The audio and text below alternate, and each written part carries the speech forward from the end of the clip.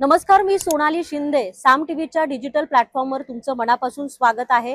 देशामध्ये लोकसभेची रणधुमाळी सुरू झालेली आहे. लोकसभा निवडणुका जाहीर झालेल्या आहेत आणि महाराष्ट्राकडे विशेषतः सगळ्यांचं लक्ष आहे, कारण महाराष्ट्रामध्ये दोन मोठे पक्ष फुटल्यानंतरची ही पहिली निवडणूक आहे असं आपल्याला म्हणता येईल. आपल्याला माहिती आहे की शिवसेना पक्ष फुटला, ज्यामधून एकनाथ शिंदे मोठ्या आमदारांच्या संख्येसह बाहेर पडलेला आहे, तर दुसरीकडे राष्ट्रवादी काँग्रेसचा जो पक्ष आहे तो सुद्धा फुटलेला आहे. त्यामुळे महायुती विरुद्ध महाविकास आघाडी असा हा सगळा सामना रंगणार आहे आणि त्यानंतरची ही निवडणूक अतिशय महत्त्वाची मानली जाते. हे सगळं वातावरण असं असताना यामध्ये एक नवीन ट्विस्ट येऊ घातलेला आहे आणि तो म्हणजे राज ठाकरे.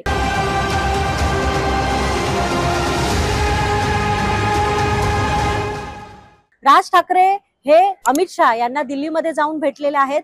राज ठाकरे काल दिल्लीमध्ये रात्री 11 वाजता पोहोचले होते आणि त्यानंतर आज सकाळी त्यांची विनोद तावडेंसोबत बैठक झाली आणि त्यानंतर अमित शहा यांच्याबरोबर साधारणपणे अर्धा तास ही चर्चा झाली.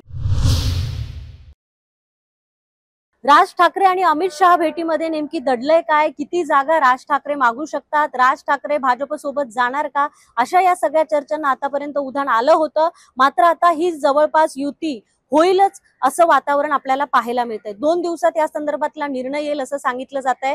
राज ठाकरे हे जर महायुती सोबत आले तर प्रामुख्याने 2 जागा राज ठाकरेंना दिल्या जाऊ शकतात किंवा त्यांची तशी मागणी आहे अशी राजकीय वर्तुळामध्ये चर्चा आहे, सूत्रांची माहिती आहे. त्या 2 जागा कुठल्या, तर दक्षिण मुंबई मतदारसंघ जो आहे तो राज ठाकरे यांना दिला जाऊ शकतो. सध्या तिथे अरविंद सावंत हे विद्यमान खासदार आहेत.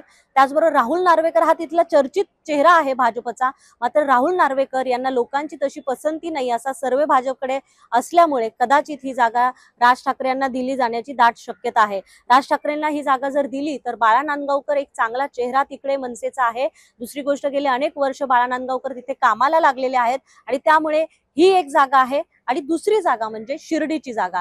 शिर्डीमध्ये सदाशिव लोखंडे आहे, मात्र त्यांच्याबद्दल जनमानसात चांगली भूमिका नाही असं भाजपचा अंतर्गत सर्वे सांगतो आणि त्यामुळे शिर्डीच्या जागेवर सुद्धा राज ठाकरे यांचं लक्ष आहे. शिर्डी किंवा नाशिक या 2 जागांपैकी एक जागा राज ठाकरे मागतायत, त्यामुळे त्यामधली सुद्धा एक जागा त्यांना मिळू शकते. त्यामुळे या 2 जागा राज ठाकरे यांना मिळू शकतात.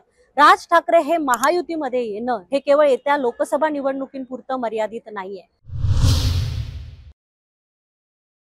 आपल्याला दिसतंय की येत्या काही काळामध्ये विधानसभा निवडणुका असणार आहे आणि त्याचबरोबर सगळ्यात महत्त्वाचं म्हणजे मुंबई महापालिकेची निवडणूक असणार आहे. त्यामुळे जर ही युती झाली, राज ठाकरे आणि महायुती म्हणजे भाजप शिंदे गट यांची आणि राज ठाकरे यांची जर युती झाली तर ही युती येणाऱ्या विधानसभा निवडणुकांसाठी आणि मुंबई महापालिका निवडणुकांसाठी सुद्धा अत्यंत महत्त्वाची असणार आहे. कारण त्याचं कारण म्हणजे शिवसेनेचा इगो हा मुंबई महापालिका आहे, शिवसेनेची आर्थिक रसद ही मुंबई महापालिका आहे आणि गेल्या मुंबई महापालिका निवडणुकांमध्ये साधारणपणे 2 जागांवरून भाजपला माघार पत्करावी लागली होती आणि महापौर शेवटी अखेर शिवसेनेचा बसला होता आणि त्यामुळे भाजपने मुंबई महापालिका अत्यंत जिकरीने लढवायचं ठरवलं आहे. आणि अगदी त्या दिवसापासून, ज्या दिवसापासून उद्धव ठाकरे आणि भाजप दूर झाले त्या दिवसापासून मुंबईवर पूर्णपणे या सगळ्याचा फोकस होता. आपल्याला माहिती, मुंबईतले जे महत्त्वाचे नेते होते त्यांच्यावर कशा पद्धतीने लक्ष केंद्रित करण्यात आलं, आरोप प्रत्यारोप झाले, भ्रष्टाचाराचे आरोप झाले आणि एक प्रकार राजकीय वर्तुळामध्ये जे म्हटलं जातं की ईडीच्या चौकशांपासून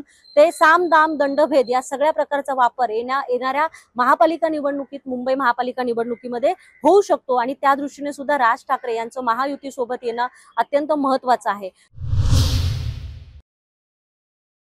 दुसरी अत्यंत महत्त्वाची गोष्ट म्हणजे राज ठाकरे यांच्या पक्षाचा व्यक्तिगत परिणाम जो आहे तो जरी कमी असला तरी जर तो पक्ष निवडणुकीच्या रिंगणामध्ये अन्य कुठल्या युतीमध्ये आघाडीमध्ये गेला तर त्याचा मोठ्या प्रमाणात फायदा होऊ शकतो आणि त्या फायद्यांच्या बदल्यामध्ये पक्षाला म्हणून काही मागणी करता येऊ शकते. हा सुद्धा दृष्टिकोन या ठिकाणी अत्यंत महत्त्वाचा असा मानला जातो. मनसेला खरंच फायदा होईल का? कारण युती होईल, भाजपला फायदा होईल, येणाऱ्या निवडणुकीत फायदा होईल, पण पक्ष म्हणून मनसेला खरंच याचा फायदा होईल का? त्याचं कारण असं आहे की राज ठाकरेंमध्ये एक व्यक्तिमत्व आहे, एक एक्स फॅक्टर ज्याला म्हणू तो आहे. लोक प्रभावित होतात, विशेषतः तरुण वर्ग राज ठाकरेंच्या मागे मोठ्या प्रमाणात कायमच असतो. मात्र राज ठाकरे जेव्हा निवडणुकीच्या रिंगणामध्ये उतरतात त्यावेळेला मात्र त्यांची विश्वासार्हता लोकांच्या मनामध्ये तितकी आहे असं आपल्याला दिसत नाही. राज ठाकरेंनी जेव्हा नवीन पक्ष काढल्यानंतर पहिली निवडणूक लढवली त्यावेळेला मोठ्या प्रमाणात लोकांनी त्यांना भरभरून जागा दिल्या होत्या. म्हणजे त्या मानाने 13 जागा ही खूप मोठी गोष्ट होती नवीन आलेल्या एखाद्या पक्षासाठी. मात्र आज मनसेचा केवळ 1 आमदार आहे. त्यामुळे पक्ष म्हणून राज ठाकरे यांना किती फायदा होणार आहे आणि इतरांना त्याचा किती फायदा होणार आहे हा सुद्धा मुद्दा या ठिकाणी महत्त्वाचा मानला जातो। अत्यंत महत्त्वाचा मुद्दा म्हणजे राज ठाकरे यांची प्रतिमा यामुळे मलिन होईल का? कारण आपल्याला माहिती आहे की राज ठाकरे कोणाच्या वळचणीला जात नाही, ते सगळ्या पक्षांवर टीका करतात। ते म्हणतात की सगळा चिखल झालेला आहे, कोणी कोणाचं नाही, हे सगळे आतमधून एक आहे, म्हणून तुम्ही माझ्याकडे एक हाती सत्ता द्या।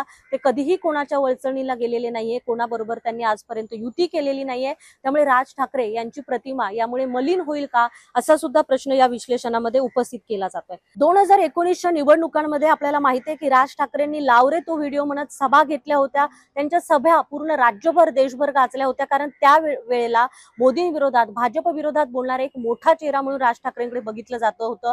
आणि व्हिडिओचा आणि सोशल मीडियाचा ज्या पद्धतीने वापर भाजपने केला होता त्याची पोलखोल त्याच माध्यमातून राज ठाकरेंनी केली होती। आता सुद्धा राज ठाकरे म्हणतात की हे अजित पवार आणि शरद पवार आतमधून एक आहे। मधल्या काळात ते म्हणत होते की भाजप आणि अमित शहा आणि या सगळ्यांना हद्दपार करा असे म्हणणारे जे राज ठाकरे आहे, त्यानंतर राज ठाकरे यांच्यावर टीकाच अधिक होईल की त्यांची ही महायुती जी होणार आहे त्याला लोकांकडून चांगला प्रतिसाद मिळेल, हे पाहणं अत्यंत महत्त्वाचं ठरणार आहे। अत्यंत महत्त्वाचा आणि शेवटचा मुद्दा म्हणजे उद्धव ठाकरे यांची सहानुभूती कमी करण्यासाठी राज ठाकरे यांचा फायदा भाजप आणि त्यांच्या महायुतीला होऊ शकतो का, हा अत्यंत महत्त्वाचा पण दुर्लक्षित केला गेलेला मुद्दा आहे। कारण त्याचसाठी कदाचित राज ठाकरेंना महायुतीत घेण्याची योजना भाजपने आखली आहे असं राजकीय विश्लेषक म्हणतात। कारण आपल्याला माहिती आहे की उद्धव ठाकरेंच्या बद्दल प्रचंड सहानुभूती वेगवेगळ्या वर्गामध्ये आहे, खास करून महिलांमध्ये ती सहानुभूती आपल्याला पाहायला मिळते। भाजपने काय नाही केलं, भाजपने शिंदे गटाला सोबत घेतलं, अजित पवारांना राष्ट्रवादी पक्ष फोडून आपल्या सोबत घेतलं, मात्र तरी सुद्धा त्यांचं भागत नाहीये। भाजपला विश्वासार्हता वाटत नाहीये, विश्वास वाटत नाहीये की आपण एक हाती या सगळ्या गोष्टी लढू शकतो। म्हणून आजही त्यांना राज ठाकरेंना सोबत घेण्याची गरज वाटते, कारण उद्धव ठाकरेंचा एक खमक नेतृत्व, एक विरोधक चेहरा म्हणून एक मोठा चेहरा जो आहे तो महाराष्ट्रात सध्या उभा राहिला या महायुती विरोधात। आणि त्यामुळेच राज ठाकरेंना सोबत घेऊन उद्धव ठाकरे यांच्या बद्दलची जी थोडीशी सहानुभूती लोकांमध्ये पाहायला मिळते, त्या सहानुभूती कमी करण्यासाठी याचा फायदा होऊ शकतो, हे सुद्धा समीकरण भाजपकडून साधलं जात आहे। तसं जर आपण बघितलं तर आकडे म्हणून मनसेचा तितकासा फायदा भाजपला होणार नाहीये, मात्र जे चित्र निर्माण झालंय त्यामध्ये अजूनही भाजपला आणखी कशाची तरी गरज आहे हे भाजपला कळून चुकलंय। आणि त्याचमुळे राज ठाकरेंना सोबत घेण्यासाठीची त्यांची ही धडपड सुरू आहे, त्यांचा हा प्रयत्न सुरू आहे असं आपल्याला पाहायला मिळतंय। शेवटी निवडणूक आहे, आकड्यांची समीकरणं, आकड्यांची गणितं मांडली जाणार, एकमेकांना सोबत घेण्याची समीकरणं केली जाणार, मात्र राज ठाकरे यांच्या निमित्तानं हे समीकरण वेगळ्या पद्धतीने मांडलं जातं हे आपल्याला निश्चित म्हणावं लागेल। आणि यातून सगळ्याच जर निष्कर्ष काढायचा म्हटला तर राज ठाकरे हे महायुतीत गेल्यामुळे महायुतीला अधिक फायदा होणार आहे की मनसेला अधिक फायदा होणार आहे, असं जर आपण बघितलं तर महायुती आणि भाजप यांना जास्त फायदा होणार आहे आणि त्या तुलनेत मनसेला किती फायदा होईल हे पाहणं येणाऱ्या काळात अत्यंत महत्त्वाचं राहणार आहे। देश विदेशातील प्रत्येक घडामोडींचे लाईव्ह अपडेट मिळवण्यासाठी आता साम टीव्हीच्या सर्व सोशल मीडिया प्लॅटफॉर्मला लाईक, फॉलो आणि सबस्क्राईब करा। तसंच सर्व नोटिफिकेशनसाठी बेल आयकॉन प्रेस करायला विसरू नका।